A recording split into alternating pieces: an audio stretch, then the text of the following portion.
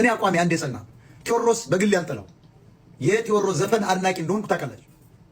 ቴዎድሮስን የሚያደናቅፈንን ማንኛውንም ጉቶ ነቅለን እናልፋለን ሲሉ ጀንበር ሳምፕል እንትኖቹ በጣም ዲፕ ናቸው። በጣም የማያዳምጠው ቋንቋው የማይችለው አስተርጎ ነው የሚያዳምጠው። አሁን ጠርተው ወይኔ እሱ ነው ደስ ያለኝ። አሁን ይሄ ነገር ጠርተው የሚለው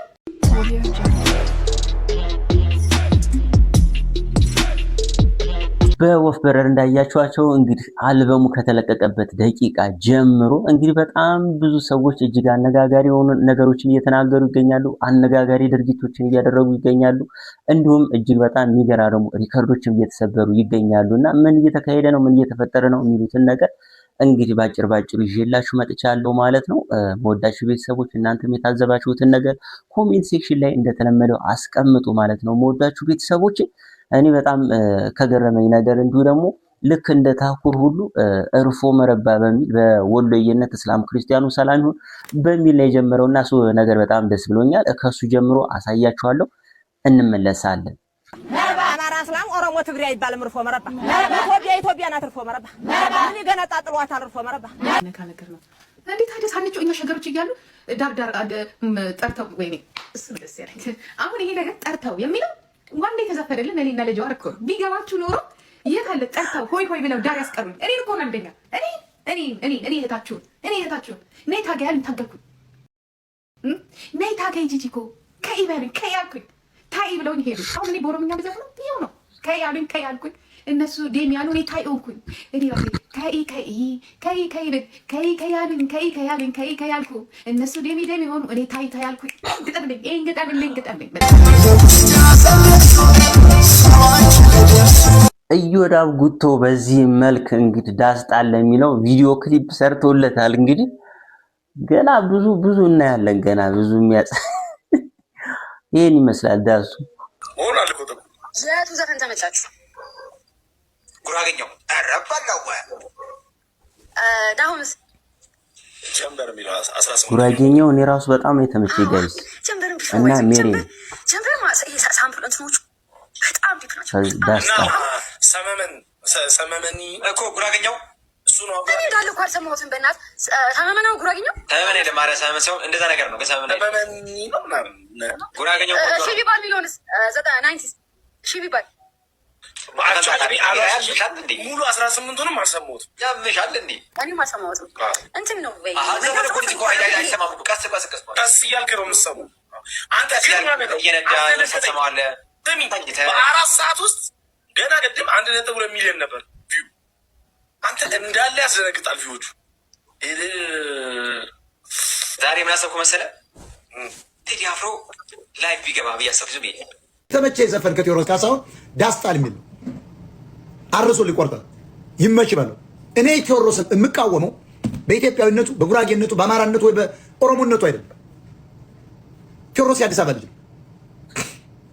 እንዲወጣ አግዘው የነበርኩ እኔ አዲስ አበባ ውስጥ እንዲወጣ ክለቡ ሲጫወት እኔ ገብቼ ቢራ እየጠጣው አጨረጭ ነበር። ተነስቼ የሌላ ሰዎችን ዘፈን ነበር የሚዘፍን።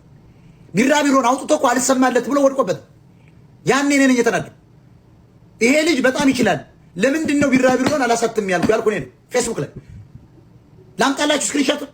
ማንም ባልነቃበት ዘመን ሶሻል ሚዲያ እኔ ፌስቡክ አለ። ስክሪንሾት የቴዎድሮስ ካሳሁን እሱ ራሱ ፌስቡክ የለውም የዚያ እኔ ፌስቡክ አለ። ምክንያቱም የኛ መስሪያ ቤት ኤርፖርት ኢንተርኔት ስለነበር ነው። ቴሌና ምናምን አየር መንገድ ኢንተርኔት አለ፣ ሌላ ቦታ የለም። ፌስቡክ እኛን የምናውቀው ሌላ መንግስት ሰራተኛ አውቀው ኢትዮጵያዊ ራሱ ዩኒቨርሲቲ አይታወቅም። ያኔ እኔ ፌስቡክ ላይ ጽፌያለሁ። ድሮ እኮ ነው ገና ፌስቡክ እንደተጀመረ ነጮች ነበሩ ፌስቡክ የሚንቀሳቀሱ። ይሄ ጓደኞች እኮ እየሰሙ ስለ ቴዲ ጽፌያለሁ። ቢራቢሮ የሚባለውን ዘፈኑን በኋላ ሲያሳትሙት ማለት ነው። ሲያወጣ አላልኳችሁም? ሲያሳትም እንደገና ሲገዙት ማለት ነው 17 ቁምጣ ምናምን ብሎ ሲዘፍን ተወደደና ቢራቢሮ እንደገና እንደ አዲስ ተለቀቀ። ያኔ ነው የጻፍኩት እኔ። እናንተ ሌቦች፣ መጀመሪያም ዘፋኝ ነው ልጁ፣ ይችላል፣ ግጥም ይችላል፣ ዜማ ይችላል። የእሱን ዘፈን ለምንድን ነው ያላሳተማችሁት ያልኩለት እኔ ነኝ። ዛሬ ሲታወቅ ነው ወይ 17 መድፌ ምናምን ብሎ ሲመጣ ነው ወይ የምታሽቃብጡ ያልኩ እኔ ነኝ። እና እዚህ ጋር መጠቅ አፍክን አትክፈት። እኔ ቴዎድሮስን በግል የምጠላው ሰው አለ፣ በጣም የማበረታታው ሰው ነኝ። ገርጂ አውቀዋለሁ። እህቱን ባሪቾን አውቃታለሁ። እሷ ላታውቅ ይችላለች። አይ ኖ ፋሲለደስ ፎቶ ቤት ትመጣለህ። እሱ ራሱ ይመጣ ነበር፣ ሙቪ ክራይ ነበር። አይ ኖ ዩ ቴዎድሮስ ካሳሁን። እኔ የት ሄድ የግል ጸብ የለብኝ።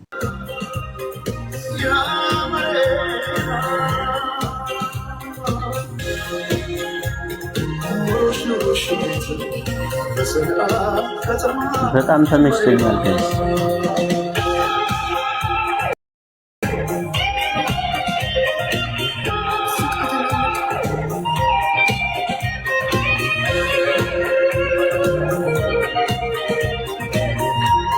ለእናንተ ነው የማዳም ቅመሞች።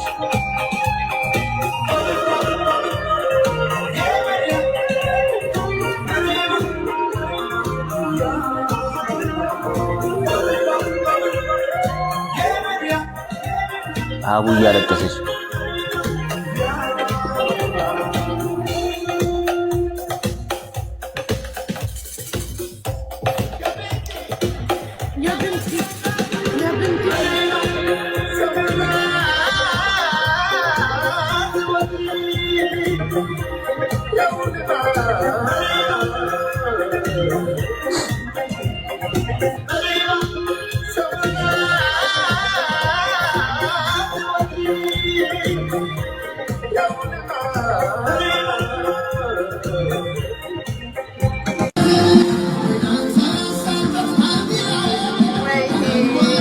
ወይኔና ሆሚት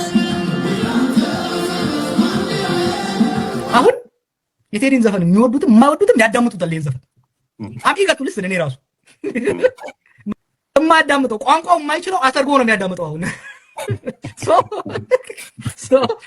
ራሳቸው ላይ የተኮሱት እያልከኝ ነው። አሁን ዝባ ከአክሱም እስከ ሞያሌ እስከ ደወሌ ምንድነው መንግስት እንዲያስበረገገው የሚለውን it has made it the most awaited album of the year። በጣም ይወዱታል ማለት ነው። ፕሮሞሽን እኮ የሰሩለት ቴዲስ ፕሮሞሽን ቦሪ። እኔ ለምሳሌ ሙዚቃን ብዙም ስለማልከታተል እንደሚወጣ አላውቅም ነበር። ስላፈኑት ግን እኔም ሰማሁት። አይ ቲንክ አብዛኛው ሰው አሁን ካለው የኢትዮጵያ ችግር በኢትዮጵያ ውስጥ ህዝቡ አሁን ከፍተኛ ችግሩ ኑሮ ውድነት ነው፣ ሁለተኛ የሰላም እጦት ነው። ስለ ሙዚቃ ብዙ የሚሰማ ሰው የለም። መግለጫ በመከልከል በሚሊዮን ብር አውጥቶ ሊያገኝ የማይችለውን ፕሮሞሽን የሰሩለትና እድለኛ ነው። ሊያመሰግናቸው ኮምፕሌን ሊያደርግ ሳይሆን ሊያመሰግናቸው ነው የሚገባው። የሚያሳይህ ምን ያህል ደም እንደሆኑ ነው የሚያሳይህ። አሁን ካለው ነባራዊ ኢትዮጵያ ሁኔታ ሚውዚክ ኢዝ ዘ ሊስት ኦፍ ዲስ ገቨርንመንትስ ፕሮብለም። ኢቭን አይደለም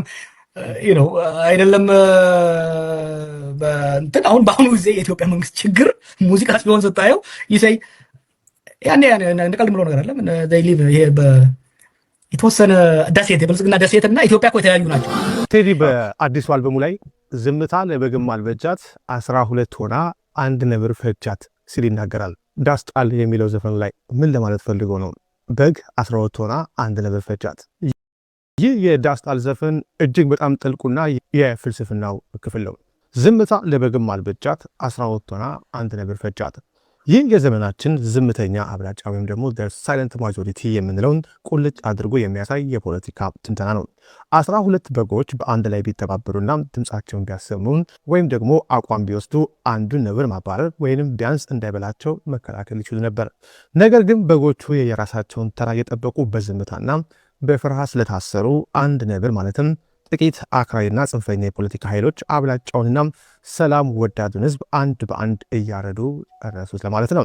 የብሪታንያው ፖለቲከኛ ኤድመንድ በርግ ክፋት እንዲያሸንፍ የሚያስፈልገው ብቸኛ ነገር ጥሩ ሰዎች ዝም ብለው መቀመጣቸው ነው ያለው እዚህ ጋር በትክክል ይገጥማል። በተጨማሪም ቴዲ አባቶቻችን በመርዝ ጋዝ ማለትም የፋሽስት የጣሊያ ኬሚካል መሳሪያ ያለቁለትን ሰንደቅ ዓላማ ዛሬ የራሳችን ልጆች ሲረግጡት ገና አሁን ዳግም ሞቱ በማለት የዘመኑን አፍራሽ ትርክት በጽኑ ይኮንናል። የሚያደናቅፈንን ማንኛውንም ጉቶ ነቅለን እናልፋለን ሲሉ ጠቅላይ ሚኒስትር አብይ አህመድ ተናገሩ።